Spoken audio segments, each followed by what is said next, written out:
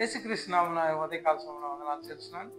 ఈరోజు వాక్య ధ్యానంపై ఎంచుకున్న వాక్య భాగము ఫిబ్రిల్కి రాసిన పత్రిక 12వ అధ్యాయము 2వ వచనము చివరి భాగం చదువు.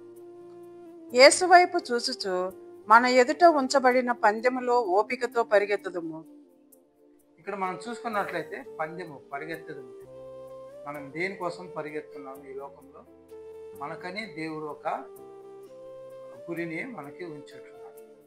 సో మనం పరిగెత్తాలంటే మనకు ముందున్న వారందరూ కూడా వారి గురిని కంప్లీట్ చేసిన వారే అంటున్నారు. సో మనం కూడా ఆరంభంలో వేగంగా పరిగెత్తి మళ్ళా అంతం పోయేసరికి మనం అలిసిపోయి వెనక్కి రాకూడదు. సో ఒకసారి మనం ముందు అడుగు వేసినట్లయితే అది ముందుకు కొనసాగాలి.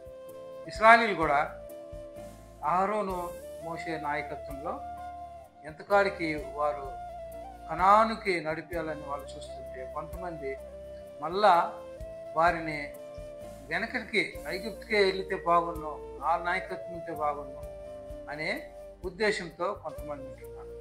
సో ఎంతైనానో మనము ప్రభువుకి ముందు వెళ్ళేవారంగా ఉండాలి.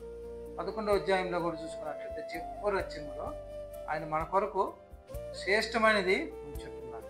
మనం పరిగెత్తినట్టు మన పరుగు మనం కంప్లీట్ చేసినట్టు మనకు శ్రేష్టమైనది మన కొరకు ఉంచబడి ఉన్నది. మన కొరకు అతిశయంగా ఒక గిఫ్ట్ అనేది ఉంచబడి ఉన్నది. ఏది కూడా మనం వెనక్కి తిరిగి చూడకుండా మన పరుగు అనేది మనము కంప్లీట్ చేయాలి. కంప్లీట్ చేసినట్లయితే దేవునికి కూడా మనం ప్రియమైన వారుగా ఉండగలమని ఈ యొక్క వాక్యం ద్వారా తెలియజేసుకుంది. దేవుడి యొక్క వాక్యాన్ని దీవించిన చిన్న ప్రార్థన చేసుకుంది. ప్రేమ గల పరలోక తండ్రి, జీవం గల ఆయన, ఉదయకాల సమయాన్ని బట్టి నీకు స్తోత్రాలు రాజా. ఇంతవరకు మాట్లాడిన విధానాన్ని బట్టి నీకు స్తోత్రాలు అవును రాజా. మా పరుగును ప్రభు మేము అదే తండ్రి ఆయా తండ్రి అది నా తండ్రి ఆయా తండ్రి ఎండు వరకు పరిగెత్తడానికి ప్రభు చూపుతున్నాం తండ్రి. మేము నా దేవ తండ్రి వెనక్కి పరిగెత్తకు రాజా, వెనక్కి చూడకు రాజా తండ్రి, ముందుకు వెళ్ళడానికి నా దేవ తండ్రి, మా గురించి నా దేవ తండ్రి మేము నా దేవ తండ్రి దక్కించుకోవడానికి నా దయ చూపిస్తాను.